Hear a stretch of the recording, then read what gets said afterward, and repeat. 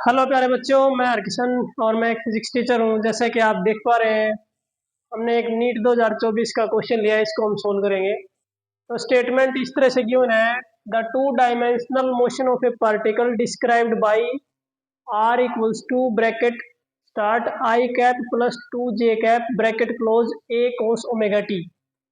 इस तरह से गिवन है हमारी ये cos omega T is an. तो ये जो उसका पाथ है, जो इसकी पोजीशन गिवन है, वो एक पैराबोलिक पाथ होगी या एक एलिप्टिकल पाथ होगी या पीरियोडिक पाथ होगा या फिर सिंपल हार्मोनिक मोशन होगी। पीरियोडिक पाथ या पीरियोडिक मोशन भी कह सकते हैं हम। अब इनमें से कोई दो ऑप्शन भी ठीक हो सकते हैं। Choose the correct answer from the options given below. जैसे B C and D only, ये तीनों ठीक होंगे। बी में है ए बी सी ओनली, ये तीनों ठीक होंगे। सी में है ए सी और डी में आपके पास सी और डी। अब जैसे अगर हम देखें तो इसका जो पाथ गिवन है पोजीशन आर, उसका अगर हम ये ब्रैकेट ओपन करें तो हमारे पास आ जाएगा A cos omega t i cap plus two A cos omega t j cap. अब अगर हम इसको r equals to x i cap और वाई जे कैप के साथ कंपेयर करें तो जो एक्स कोऑर्डिनेट है वो आपका आ गया ए कॉस ओमेगा टी और जो वाई कोऑर्डिनेट आपका आ गया वो आ गया two A cos omega T. तो अगर आप ध्यान से देखेंगे तो एक्स को आप टू से मल्टीप्लाई करेंगे तो वाई आ जाएगा। तो हम लिख सकते हैं जो वाई है वो हमारे पास टू टाइम्स ऑफ एक्स है, जो कि आपका एक स्ट्रेट लाइन पाथ होता है। स्ट्रेट लाइन पाथ होता है। तो इसमें आप देखेंगे तो ए और बी तो कैंसिल ही हो गए। अब जैसे अगर हम ध्यान से देखें, ये पैराबोलिक गिवन था, ये एलिप्टिकल, तो ये तो हो ही नहीं सकते।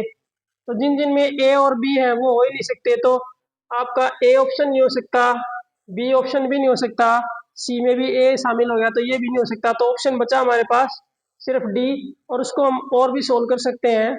जैसे अगर हम जो हमारे पास आर गिवन है i cap plus two J cap A cos omega t, इसमें अगर हम इसका डिस्प्लेसमेंट, ये हमारी जो पोजीशन वेक्टर गिवन है, इसका डेरिवेटिव करें, वेलोसिटी जो आएगी हमारे पास, तो आई कैप प्लस टू जे कैप कांस्टेंट है, ए भी कांस्टेंट है। कोस का जो डेरिवेटिव होता है वो होता है minus sine omega T into D by D T of omega T करेंगे तो हमारे पास ओमेगा और आ जाएगा। ये हमारे पास वेलोसिटी आ गई। इसका अगर हम फिर से डेरिवेटिव करें तो एक्सेलरेशन आ जाएगा आपके पास, तो D two R by D T square. तो इसमें आप फिर से डेरिवेटिव करेंगे तो minus sine as it is I cap plus two J cap और ए और omega as it is. Sine का जब डेरिवेटिव करेंगे तो क्या जाएगा कॉस ओमेगा टी, और ओमेगा टी का फिर से करेंगे तो एक ओमेगा और आ जाएगा, तो omega into omega omega square. तो आप देखेंगे तो माइनस ओमेगा स्क्वेयर आई कैप प्लस टू जे कैप इंटू आपके पास ए है कोस ओमेगा टी। तो ये जो है ये तो हमारा आर के इक्वल है, तो एक्सेलरेशन जो आई माइनस ओमेगा स्क्वेयर आर आ गई। तो ये जो होती है हमारी सिंपल हार्मोनिक मोशन में जो एक्सेलरेशन आती है एसएचएम में, वो आ गई।